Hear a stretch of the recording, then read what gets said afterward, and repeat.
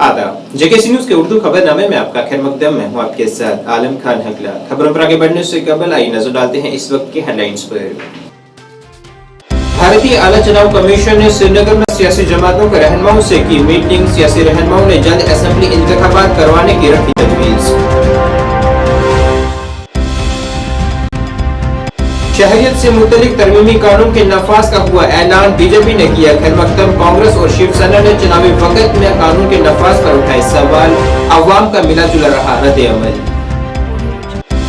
OBC तबके ने 27% Texas देने का मुतालबा करते हुए जम्मू में किया एहतजाज। कहा आज तक उनसे की गई है वादा खिलाफी।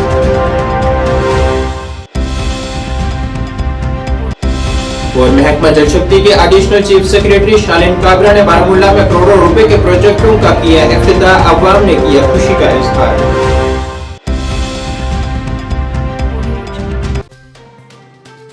अब खबरें तफसील से। भारतीय आला चुनावी कमीशन ने आज जम्मू कश्मीर के सियासी जमातों के साथ मरकज के ज़ेरे इंतजाम इलाके में होने वाले लोकसभा इंतखाबात की तैयारियों का जायजा लेने के लिए मशावरत शुरू की है।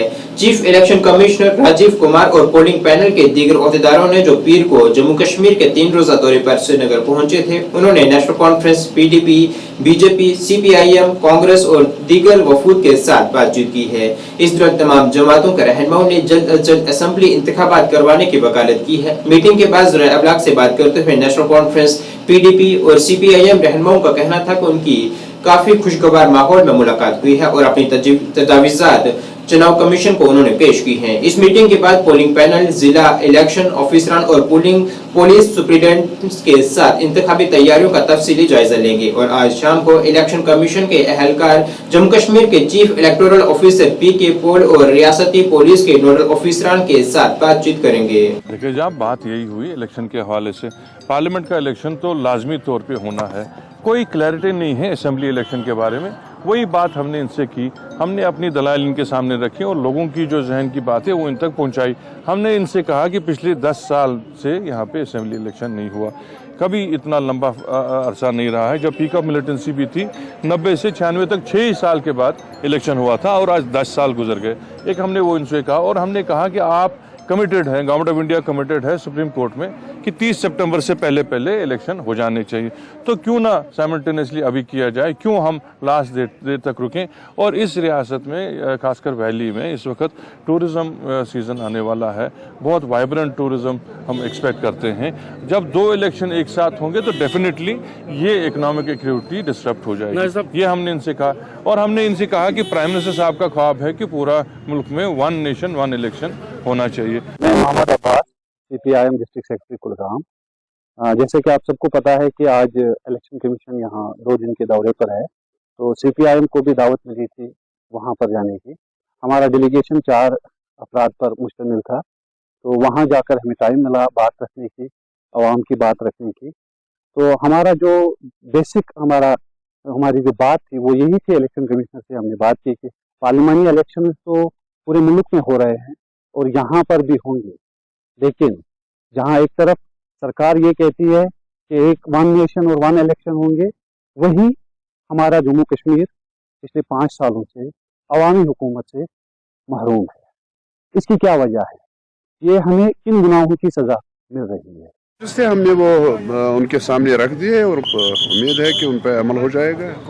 सर, क्या पॉइंट आपने? एक तो सर्विस वोटर्स का जो यहाँ पे बात चल रही है कि सर्विस वोटर्स अबाउट 70,000 है, तो उस पर हमने बात की, तो उन्होंने कहा इसमें हम देखेंगे और इसका उन्होंने एश्योरेंस हमें दे दी कि इसमें बाज़ाब्ता तौर पर देखा जाएगा कि कहाँ किस कॉन्स्टिट्यूएंसी में कितने सर्विस वोटर्स है और उसको पब्लिक किया जाएगा। मरकजी हुकूमत ने शहरियत से मुतल्लिक तरमीमी कानून CAA के नफाज का ऐलान किया है, जिसके तहत अफगानिस्तान, बांग्लादेश और पाकिस्तान में मजहबी बुनियाद पर हरासों किए जाने वाले अक़लियतों को हिंदू, सिख, बौद्ध, जैन, पारसी, ईसाई बरादरियों को भारतीय शहरियत के अहल होंगे।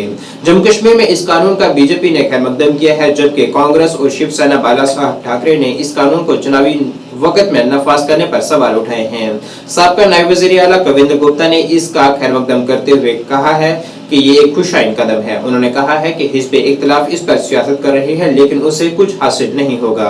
वहीं कांग्रेस के कारगुजार सदर रमन भल्ला और शिवसेना बाला साहब ठाकरे के यूटी सदर मनीष साहनी ने कहा है कि हुकूमत चुनावी वक्त में इस कानून को अमला कर अवाम का अहम मुद्दों से तवज्जो हटाने की कोशिश कर रही है। देखिए, कल 2 निर्णय देश के अंदर आए हैं। शिवसेना यूबीटी जो जम्मू कश्मीर इकाई, जो देश की माननीय शीर्ष न्यायालय द्वारा जो है एसबीआई को निर्देश दिए गए हैं जो इलेक्ट्रॉनिक बॉन्ड के नामों के खुलासे करने का, उसका हम जो है पुरजोर स्वागत करते हैं। और मुझे लगता है कि सीए का निर्णय जो केंद्र सरकार द्वारा आनन फानन में लिया गया है, ये भी इस मुद्दों से जो इलेक्ट्रॉनिक बॉन्ड के अंदर जो है खुलासे होने जा रहे हैं, उन मुद्दों से कहीं ना कहीं ध्यान भटकाने का एक दाव खेला गया है। देखिए, इसके साथ साथ जम्मू कश्मीर के अंदर जो एक मुस्लिम बहुसंख्यक इलाका है, इसमें बीजेपी के प्रदेश नेताओं की प्रतिक्रिया सीए के ऊपर बिल्कुल सुनने लायक होगी। और वो बिहाइंड द कैमरा जो है सीए के ऊपर क्या कहते हैं, चुनावी रैलियों के अंदर सीए का मुद्दा उठाते हैं या नहीं, ये देखना भी आने वाले समय में बहुत दिलचस्प होगा। उसका तो काफ़ी 4 साल पहले का यहाँ पे पास हुआ था, लेकिन ये समय जिस समय हम चुनाव के दौर पे यहाँ पे जा रहे हैं और उस वक्त अचानक से ये लागू कर रहे हैं, हमें लगता है कि भाजपा का कहीं पे वेस्टेड इंटरेस्ट, जाति मुफाद सियासी उसमें हासिल करना चाहती थी, इसलिए वो 4 साल सोए रहे। और आज के इस दौर पे जहाँ पे लागू किया गया और फौरी तौर पे सुरक्षा का पूरा बंदोबस्त करके हर जगह पे जाकर तानाशाही का मोल देखने को यहाँ पे मिलता है। हमें लगता है कि किसी और जगह पे फोकस करते जिसमें अनएम्प्लॉयमेंट हो, महंगाई की बात हो, इस ढंग से अचानक का ऐसा आदेश यहाँ पे आना, ये दुर्भाग्यपूर्ण बात यहाँ पे है। इसमें तो सब पार्लियामेंट में ये पास तो हुआ था यहाँ पे, लेकिन आज के इस दौर पे जब चुनाव के दौर में हम जा रहे हैं, हमें लगता है कि स्टेट बैंक का जो घोटाला था जिसपे वो इलेक्टोरल बॉन्ड के सिलसिले में सुप्रीम कोर्ट ने टिप्पणी यहाँ पे की थी और आज के लिए समय मुकर्रर था, लोगों का ध्यान भटकाने के लिए भी ये आदेश यहाँ पे जारी किया गया। 2019 में पास हुआ था, उसको सरकार ने लागू किया है, स्वागत योग्य कदम है। पाकिस्तान, बांग्लादेश, अफ़गानिस्तान में जो माइनॉरिटीज़ को प्रताड़ित किया जाता था, वो वहाँ डर से यहाँ पर आए, एक बहुत अच्छा कदम सरकार ने लिया है। ये बहुत पहले होना चाहिए था। और ख़ास करके आज जिस प्रकार से विरोधी इलेक्शन को इसके साथ जोड़ रहे हैं, भारत एक ऐसा देश है जिसमें अभी 4 महीने पहले राजस्थान में इलेक्शन हुए, आने वाले समय में 4 राज्यों में और होंगे। उनका काम सही चीज़ को मानवता के तौर पर जिन लोगों को प्रताड़ित किया गया था उनका सपोर्ट नहीं है, वो इसको राजनीति करना चाहते हैं, कोई फ़र्क पड़ने वाला नहीं है। तो मुझे कुल मिलाकर के जिस चीज़ की बहुत देर से इंतज़ार था, आज उनको इंसाफ मिला मानवता के आधार पर, ये अपने आप में सराहनीय कदम। साल 2019 में मंजूर हुए शहरी तरमीमी कानून की गुज़िश्ता कल नफाज के बाद से अवाम का इस पर मिला जुला रद्द अमल सामने आया है। बेशतर अफराद ने इस कानून का खैर मकदम किया है। उनके मुताबिक इस कानून को काफी वक्त पहले अमला देना चाहिए था, क्योंकि भारत के पड़ोसी ममालिक में आज तक हिंदुओं और इस कानून में शामिल तबकों से नाइंसाफी होती रही है। वहीं कुछ लोगों का कहना है कि इस कानून में महज कुछ जुमरों को शामिल करना अफसोसनाक है। कानून सब के लिए बराबर का होना चाहिए। तो कानून लागू हुआ है, इसकी मिलीजुली प्रतिक्रिया है, ठीक है। कुछ जो लोग जहाँ पर, जैसे उन्होंने कहा है हिंदू हो, बौद्ध हो, जो कम्युनिटी हैं, इनको मतलब जहाँ पर जो स्थायी जो जहाँ पर इनको भारतीय की नागरिकता जो दी जाती है, चाहे वो बांग्लादेश से आए हैं, चाहे पाकिस्तान से आए हैं, उन लोगों को देखो, एक बात बड़ी पर्टिकुलर है, जो भी भारत में रहता है वो किसी भी कास्ट से बिलोंग करता है, ठीक है। वो सभी को नागरिकता जो है सभी को मिलनी चाहिए। जो पिछले 50 साल से जहाँ पर रह रहे हैं उनको भी नागरिकता जो जहाँ मिलनी चाहिए। भारत के अंदर जो इतनी देर से यहाँ पर रह रहे हैं उन सभी को नागरिकता मिलनी चाहिए। जो ये कानून लागू हुआ है, हम इसका वेलकम करते हैं। ये आज से 4-5 साल पहले होना चाहिए था, क्योंकि जो लोग पाकिस्तान से सताए हुए, बांग्लादेश से सताए हुए हिंदू और सिख, उनको 4 साल पहले नागरिकता मिलनी चाहिए थी, क्योंकि पाकिस्तान एक मुस्लिम कंट्री है। वहाँ पर 30% 35% हिंदू थे, उनको उन्होंने भेज दिया, मेरा मतलब सता कर, तो 1 या 2% पाकिस्तान में हिंदू रह गए हैं। तो इसलिए ये गवर्नमेंट को चाहिए, बहुत अच्छा स्टेप है ये बहुत अच्छा स्टेप है जो सीए कानून लागू हुआ है। ये प्रधानमंत्री मोदी साहब का योगदान है, अमित शाह साहब का योगदान है, योगी साहब का योगदान है। ये कोई साधारण मंत्री नहीं है, ये भगवान रूपी हैं जिन्होंने ये कानून लाया है। तो इनकी बदौलत आज ये कानून ये बना है और लोग जो पाकिस्तान में सताए हुए हैं उनको ये बेनिफिट मिला है, चाहे वो सिख हैं या हिंदू हैं, उनको ये बेनिफिट मिला है। ओबीसी तंजीमों की जानिब से आज जम्मू में अपने हक व हकूक के तहफ़्फ़ुज़ का मुतालबा करते हुए एक एहतजाज किया गया है, जिसमें उन्होंने हुकूमत से मुतालबा किया है कि उनसे साल 2014 में जो वादे किए गए थे उन्हें पूरा किया जाए और उन्हें 27% तखसास दिया जाए। ऑल इंडिया बैकवर्ड क्लासेस के सदर का कहना था कि हालिया दिनों में हुकूमत ने 19 ऐसे जुमरों को तखसास दिया है जो कि मंडल कमीशन की सिफारिशात में नहीं है। उन्होंने हुकूमत को खबरदार किया है कि अगर उन्हें उनके हकूक नहीं दिए गए तो वो आइंदा इंतखाबात में इसके नताइज भुगतने के लिए तैयार रहे।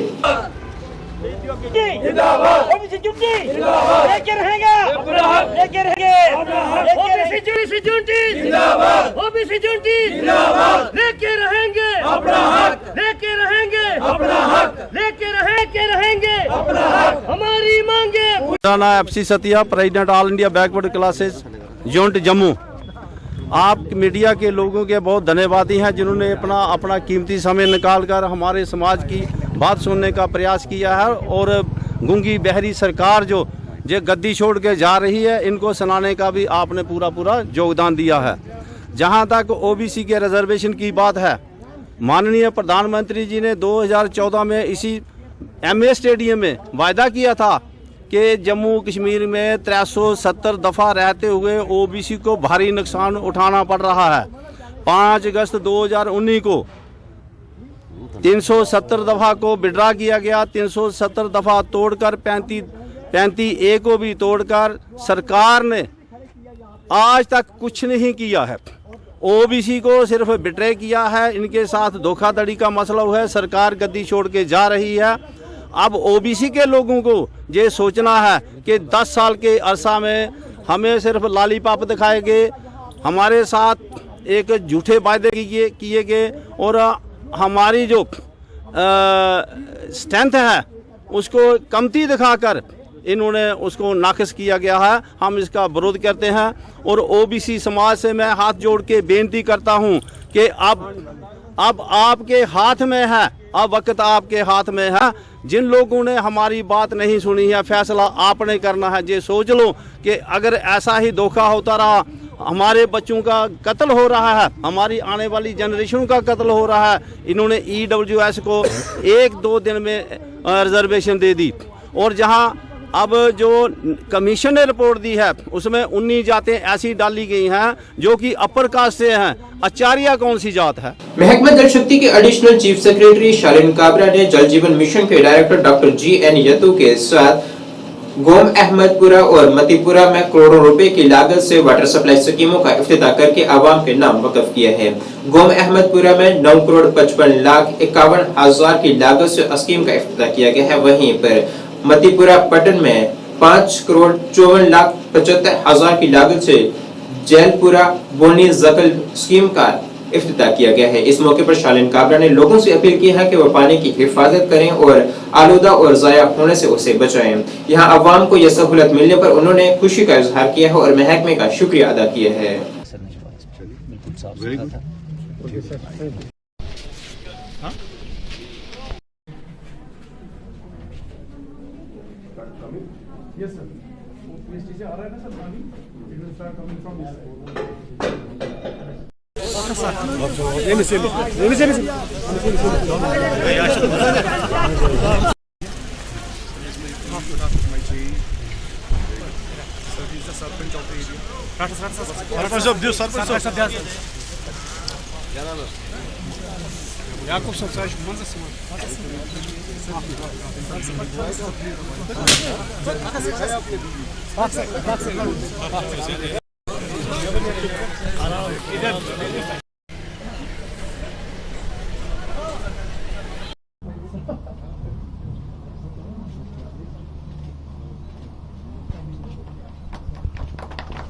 जीवन मिशन के टारगेट्स के मुताबिक 2024 तक मिशन का पीरियड है और काफ़ी तेज़ गति से सभी स्कीम्स पे काम हो रहा है। जब भी कोई इतने बड़े काम उठाए जाते हैं, पूरे JNK में 13,000 करोड़ के काम किए जा रहे हैं, तो कुछ न कुछ कॉन्ट्रेक्चुअल डिफ़िकल्टीज़ भी आ सकती हैं। तो वो सारे डिविजन्स और उनके एक्सीएंस और उनके सुपरवाइजरी ऑफिसर्स जो चीफ इंजीनियर्स हैं, उनको समझ है इस बात की कि उसको कैसे हैंडल करना है। एक एग्जांपल आपके सामने यहीं पर है कि ये स्कीम जो 9 करोड़ 9.5 करोड़ रुपए की है, वो कंप्लीट हो गई है और सही समय के दौरान हो गई है। जितना टाइम पीरियड था इसके, उसके दौरान हुई है। तो जल जीवन मिशन पीरियड के दौरान ही कंप्लीट होगा, इसमें कोई शक नहीं है। और इसका जो टारगेट है कि 18.7 lakh households will be provided water with 10,500 IS standard, 55 LPCD litres per person, that target will be achieved in time, there is no doubt on that. Sir, कई सारे ऐसे प्रोजेक्ट्स हैं जिन पे करोड़ों रुपए खर्च किया गया, उनको इनिशिएट किया गया लेकिन वो कंप्लीट नहीं किया गया सर। अलग अलग समय पर पिछले 10 सालों में बहुत सारे प्रोजेक्ट्स उठाए गए हैं। अगर प्रोजेक्ट जैसे इस प्रोजेक्ट को देख लीजिए, 9.5 करोड़ का था। ये प्रोजेक्ट कब शुरू हुआ है? वहाँ पे जो तारीख लिखी गई है वो जुलाई 2022 की है। अभी जुलाई 2022 से करीब दिसंबर से शुरू हुआ है, और तो 1.25 साल कह लीजिए या 1.25 साल कह लीजिए, लेकिन उतने पीरियड में ये स्कीम कंप्लीट हो गई है। आप मुझे बताइए ऐसे कितने एग्जांपल्स आपके नज़र में हैं, आप ही के डिस्ट्रिक्ट में, जहाँ पर इतना पैसा एक स्कीम पे डाल के उसको कंप्लीट किया गया। मैं कहना ये चाह रहा हूँ दैट पहले एक ही स्कीम के बजाय एक ऐसी स्कीम जिससे इफेक्टिवली, जैसे यहाँ पर 7,500 लोगों को पीने का पानी ढंग से मिल रहा है कुछ, और इसमें से 430 घर 428 घर ऐसे हैं जिनको पहली बार पानी मिल रहा है। लेकिन ऐसे कितने स्कीम्स उठा ली गई पिछले 10 सालों में, 15 सालों में, जहाँ पर चाहिए था 1 करोड़ और मिलता था हर साल 1 लाख रुपए। इस जंग से कारण से बहुत सारी स्कीमें इनकम्प्लीट रही। लेकिन पिछले कुछ सालों में खासतौर पे एक कोशिश की गई कि जो इंफ्रास्ट्रक्चर बना हुआ है उसको यूज़ किया जाए रेट्रोफिटिंग के तौर पे। और ज़्यादा इम्पॉर्टेंट बात यह है कि जो भी स्कीम्स किसी न किसी कॉन्टेक्चुअल डिफ़िकल्टीज़ के कारण इनकम्प्लीट थी या कोई कारण थे, तो उनको भी हम नए तरीके से कंप्लीट करें। खासतौर पे JKIDFC ने जब 2019 के बाद में कोशिश की कि जितनी पुरानी स्कीम्स हैं उन सारी स्कीम्स को कंप्लीट करने के लिए सरकार पैसा दे। उसके बाद में उस JKIDFC की स्कीम्स भी टेकअप कर ली गई हैं। वो भी जल जीवन मिशन के थ्रू, जल जीवन मिशन के साथ साथ स्टेट की फंडिंग से किया जा रहा है, UT की फंडिंग से किया जा रहा है। रियासी में जनरल जोरावर सिंह का 238वां यौम पैदाइश मनाया गया है। इस मौके पर जनरल जोरावर मेमोरियल ट्रस्ट के तमाम मेंबरान ने उनके मुजस्समे पर फूल चढ़ाकर उन्हें खराज अकीदत पेश की है। इस दौरान जनरल जोरावर सिंह की खिदमत को याद करते हुए जानकारी दी गई है कि वो एक अजीम जंगजू थे जिन्होंने दुश्मन को शिकस्त दी और कई जंगें जीती हैं। हम ऐसे अजीम जंगजू को हमेशा याद रखेंगे।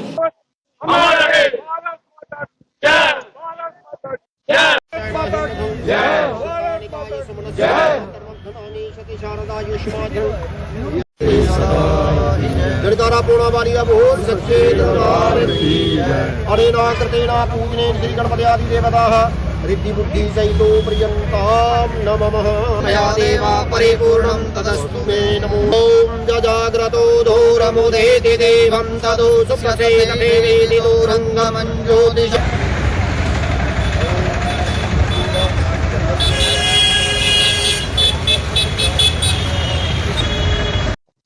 हमारी तरफ से जनरल जोरावर सिंह कमेटी और उनके वंशज जो विजयपुर में रहते हैं उनकी तरफ से सबको मुबारकबाद है। और आज का दिन 12 मार्च आज का ही वो दिन है जिस दिन जनरल जोरावर सिंह जी पैदा हुए थे।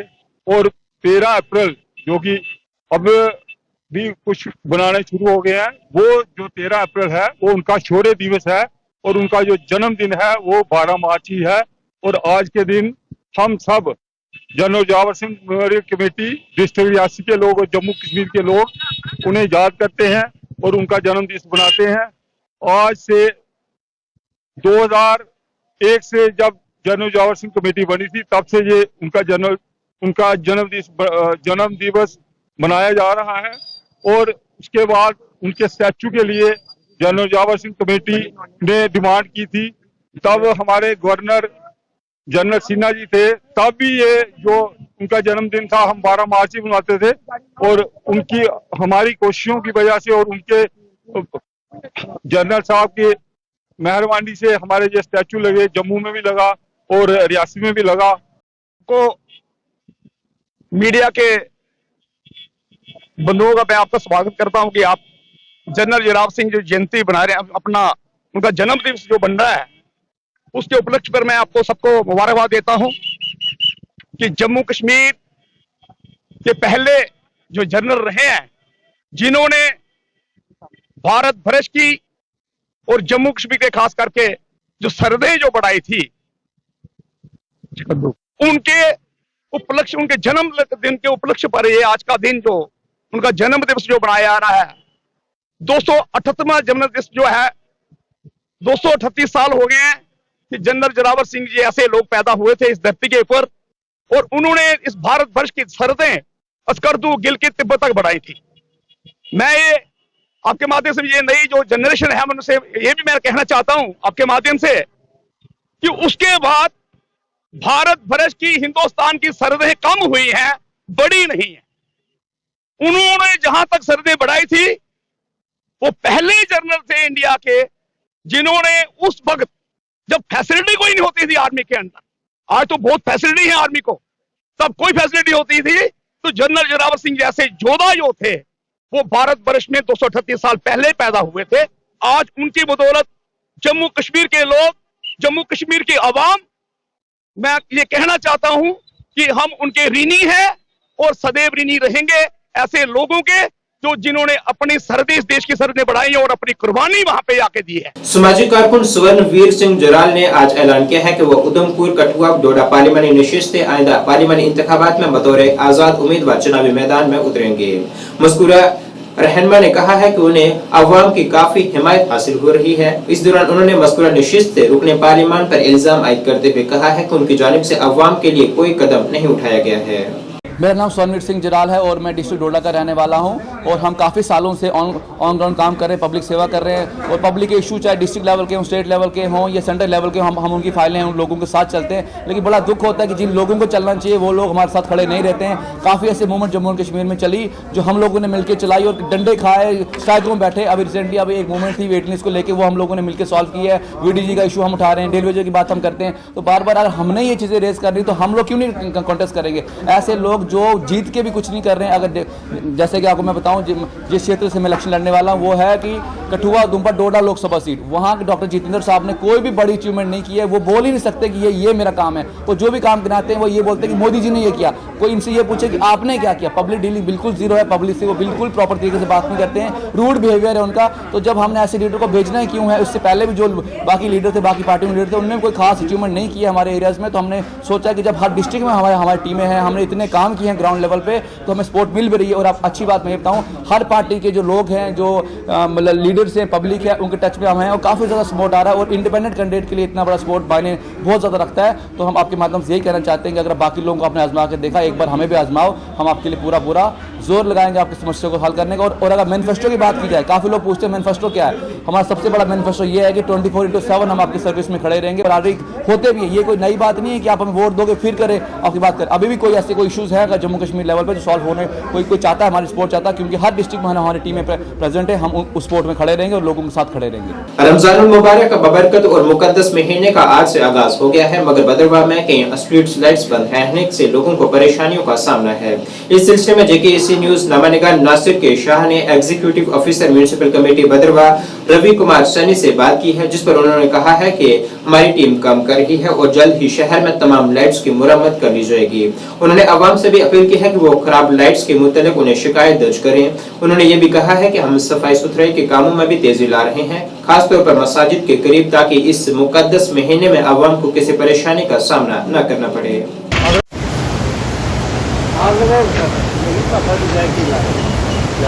सबसे पहले तो मैं तमाम लोगों को रमजानुल मुबारकबाद देता हूँ।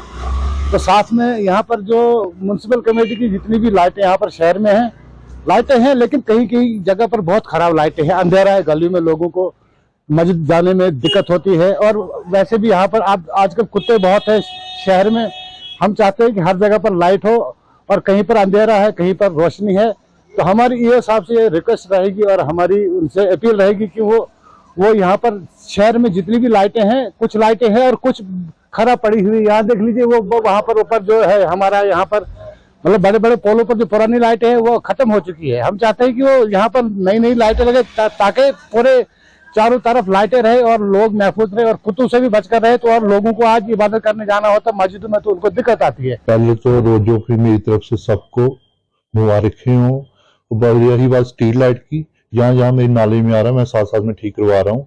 फिर भी जहाँ कोई कंप्लेन होगी मेरे ऑफिस में बैठे हुए हैं, उनको कंप्लेन रजिस्टर पर लिखाएं उसी टाइम, नहीं तो शाम तक, नहीं तो दूसरे दिन क्लियर हो जाएगा। और सैनिटेशन का भी हम पूरा ख्याल रख रहे हैं। जहाँ ईदगाह के बाहर रोड्स में, लेन्स में, ड्रेन्स में जहाँ भी कोई कंप्लेन है, वैसे तो हम रूटीन में डोर टू डोर कलेक्शन भी चल रहा है, फिर भी जहाँ मेरी नाले में कोई कंप्लेन आएगी तो उसको मैं साथ साथ में क्लियर कराऊंगा। वजह डिवीजन ने गवर्नमेंट डिग्री कॉलेज कुपवाड़ा में खवातीन का आलमी दिन मनाया है ताकि खवातीन के बेशुमार कारनामों को खराज तहसीन पेश किया जा सके और खित्ते में कामयाबी हासिल करने वाली खवातीन की हौसला अफजाई की जा सके। मुख्तलिफ उम्र के ग्रुपों से ताल्लुक रखने वाली 250 से जायद नौजवान लड़कियों और खवातीन ने इस तकरीब में शिरकत की है ताकि तरक्की, बाअख्तियार बनाने और जिंदगी के तमाम पहलुओं में खवातीन की मुस्बत असरात के बारे में मुकालमे में शामिल हो सकें। राष्ट्रीय महिला दिवस हर साल महिला और कामयाबी हासिल करती रही हैं। ये सुरक्षित एवं उन्होंने कड़ी मेहनत करके officers training Pooja Chauhan corps of engineer से हैं और There is a woman behind every man's success. So behind every woman's success, there is a tribe of successful women. There is a tribe of progressive men who are sitting over here. So I take this opportunity to of the panel members. तो आज ये मौका मिला है, 4-5 colleges से यहाँ पे आए हैं स्पेशली वुमेन स्टूडेंट्स, तो उन लोगों के बीच में है ना मेरा एक्सपीरियंस शेयर करने के लिए मेरे को एक मौका मिला है। तो अगर मेरा लाइफ एक्सपीरियंस को देख के अगर 2-3 भी इंस्पायर हो गया तो मेरा पर्पस आज की है खत्म हो गया है। तो आजकल की सोसाइटी में वुमेन है ना हर फील्ड में काफ़ी अचीव कर रहे हैं। तो हमारा कश्मीर से लोग specially women folks international level पे स्पोर्ट्स में अचीव कर रहे हैं और एकेडमिक्स में अचीव कर रहे हैं। देश को रिप्रेजेंट करके बाकी दुनिया पूरा घूम रहे हैं, वहाँ पे रिप्रेजेंट कर रहे हैं। तो ये बहुत गर्व की बात है। तो उन्हीं वैसे उसी कोशिश में ही आज ये वाली प्रोग्राम किया गया है। तो मुझे उम्मीद है आगे भी हमारा कश्मीर से ना बहुत बच्चे स्पेशली वुमेन बच्चे सारे बहुत बड़े बड़े लेवल पे। बहुत ही अच्छा लगा। It's a really great boosting for the women achievers, क्योंकि इससे पहले भी वुमेन्स आगे जाती थी but they were not felicitated as well. But आज की बात यह है कि आज ऐसा दौर यहाँ पे आ चुका है, स्पेशली मैं कुपवाड़ा की बात करूंगी, womens are being felicitated because they are not less than man. उनको बताया जाता था कि वो लड़कों से कम है, but today they are achieving a lot more than boys, जिसकी वजह से 41 RR ने प्रोग्राम आज यहाँ पे वुमेन्स डे सेलिब्रेट किया। जम्मू के बाहुकिला इलाके में शिशु समाधि की जगह पर मंदिर की तामीर करने के कुछ लोगों ने एतराज जाहिर किया है। इसी के पेश नजर आज तमाम बरादरियों की जानिब से एक यकजा होकर एक प्रेस कॉन्फ्रेंस की गई है, जिसमें उनका कहना था कि यहाँ इस तरह के कुछ लोग यहाँ आपसी भाईचारे को खराब करने की कोशिशें कर रहे हैं, जिसे किसी भी सूरत में दुरुस्त करार नहीं दिया जा सकता। इसको लेके है कि हमारी सभा को लेके, हमारी कम्युनिटी को लेके, हमारे तमाम बहुफोड़ को लेके एक इल्ज़ाम लगाया गया है कि ये यहाँ पे आए, इन्होंने मंदिर को हिट किया और यहाँ पे इन्होंने मंदिर नहीं बनने दिया। वो दरअसल वो सारा का सारा एक प्लानिंग चल रही है और हमारे ऊपर एक इल्ज़ाम दिए जा रहे हैं और अपने ही कौन सी राजनीतिक टोले खेल रहे हैं हमारा भाईचारा खराब करने को लेके। इस चीज़ को हमें समझ नहीं आ रही कि हमारा भाईचारा क्यों खराब कर रहे हैं। मतलब ये था कि देखे वहाँ पे एक छोटा सा मंदिर है, आज भी वहीं पे वो मूर्ति स्थापित है, आज भी वो शिवलिंग वहाँ पे स्थापित है। उन्होंने किसी को भी बिना परमिशन लिए, ना कोई डिपार्टमेंट से, ना कोई कंसर्निंग किसी से, पहले तो वहाँ जेसीबी चलाई। उस जेसीबी को हम सब ने मिलकर, हमारे प्रधान साहब ने मिलकर, हमारे सभी बहुफोटो ने मिलकर उस जेसीबी को रोका। हमने इनके साथ मीटिंगें की, इनको अपनी सभा में बुलाया, इनको बिठाया, इनसे बात की कि आप कब्रियों को निकाल के ये जो मंदिर के नाम पर एक कम्युनिटी हॉल या कुछ शॉप्स या कुछ वॉशरूम्स जो बनाने जा रहे हैं, इनको रोका जाए। फर्दर जब तक कोई हमारा डिसीजन नहीं आएगा आप ऐसा मत कीजिएगा। पर फिर भी शिवरात्रि के 1-2 दिन पहले इन्होंने रात के 1:30 से 2 बजे कोई एक फैब्रिक शीट आती है, ताज़ा ताज़ा प्लस्तर होता है और अंदर शिवलिंग रखा जाता है और अगले दिन पहले तो ये मुकर जाते हैं कि हमें नहीं पता ये किसने रखा, क्या है क्या नहीं है, और आकर हमारे पर ये इल्ज़ाम लगता है पर्टिकुलर हमारा नाम लेकर, हमारे सभी साथियों का नाम लेकर कि ये आए इन्होंने मंदिर तोड़ दिया। पर मंदिर मैं अभी भी आपको बता रहा हूँ कि मंदिर अभी भी वहीं खड़ा है। जहाँ मंदिर उसी जगह के कॉर्नर बेस पे बना हुआ है। ये जहाँ पे शेख नगर जिसको हम कहते हैं शिव नगर के नाम से बाउफोर्ड में, जो नियर शिशु समाधि के साथ में है मंदिर, आज भी वहाँ एस्टेब्लिश है। आप कभी भी जाके कोई भी जाके वहाँ देख सकता है उसको। जिला पुंछ की सुरनकोट तहसील के बाजर मार्केट में आज एक नया तनवीर मेडिकल स्टोर वजूद में आया है, जिसका इफ्तिताह गुज़िश्ता शाम डॉक्टर सज्जाद ने किया है। इस दौरान जानकारी दी गई कि इस स्टोर से अवाम को सस्ते निरखों पर तमाम किस्म की अद्वियात मुयस्सर हो सकेंगी। खुलफाए राशिदीन अल-मुहतदीन पंचतन पाक करबो गुलाब बिलखुसूस पीर पीरा मेरे शेख सैयद अब्दुल कादिर जिलानी बगदादी रज़ियल्लाहु अन्हु की बारगाह पेश करते हैं, मौला कबूल फरमा। ख्वाजा ख्वाजा शाहीन सना वो चम्मच है, चम्मच एक चम्मच पड़ा अंदर लाओ ना और कर ले बड़ा यार साहब मेरा हाथ लग गया, चम्मच पड़ा सर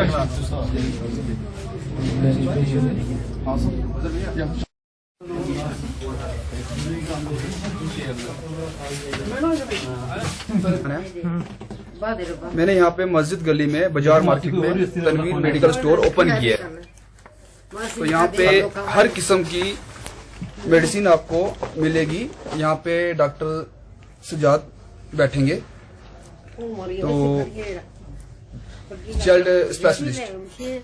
यहाँ पे जो गरीब लोग हैं उनको डिस्काउंट मिलेगा, और जितने भी यहाँ पे अभी किसी को इस मार्केट का पता नहीं है, मेन मस्जिद गली, यहाँ पे मैं कुछ पोस्टर भी लगा दूंगा बाहर, तो आप आओ यहाँ पे विजिट करो, आपको हर किस्म की दवाई यहाँ पे अवेलेबल मिलेगी। शुगर और बीपी के ऐसे पेशेंट है जिनको यहाँ से जम्मू जाना पड़ता है, और अगर वो मेरे मेडिसिन कुछ भी यहाँ पे ऑर्डर करवाएंगे तो वो मैं मंगवा दूंगा 2 दिन में, 1-2 दिन में आ जाएगी वो। हो गई है, हर किस्म की मेडिसिन मिलेगी, बच्चों से लेके बुजुर्गों तक, औरतों से मर्दों तक सबका ट्रीटमेंट भी मिलेगा। ब्लड टेस्ट भी होगा, मेडिसिन अच्छे रेट पे मिलेगी, डॉक्टर की फी जो है बिल्कुल मुनासिब होगी, गरीबों का ख्याल रखा जाएगा। किसी के पास फीस के पैसे नहीं है तो उससे फीस नहीं ली जाएगी जो गरीब हैं, और गरीबों को दवाई में भी हम पैसों में कमी करवाएंगे। सर्दी से हो सकेगा हम इलाज करने की कोशिश करेंगे। बस बाकी आप लोग दुआ करते रहें कि ये जिसने कारोबार खोला है अल्लाह उसको भी बरकत दे, उसके साथ मरीज जो भी आए उनको शिफा हो, तो हम इतना ही कर सकते हैं। Thank you.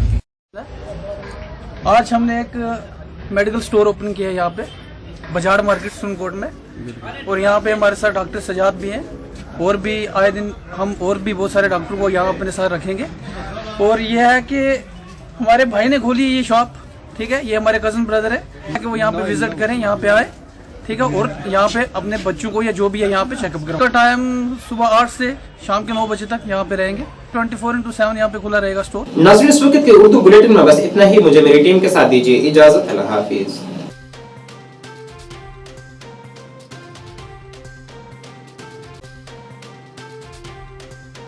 मैं यहाँ पर स्पष्ट करना चाहता हूँ अध्यक्ष महोदय, बहुत सारे लोग इस क्वेश्चन को भी क्रिएट करने का कोशिश करते हैं, इसमें आशंका व्यक्त करते हैं। जो वहाँ पर ऑलरेडी हमारे गुजर बकरवाल गद्दी समुदाय के लोग हैं, मैं इस आशंका को स्पष्ट करना चाहता हूँ कि उन्हें शिक्षा में, नौकरी में उसके आरक्षण के साथ कोई छेड़छाड़ नहीं होगा, बल्कि इन सारे जो अभी हम जिनको सम्मिलित कर रहे हैं न्याय देने के लिए, उनके लिए भी व्यवस्था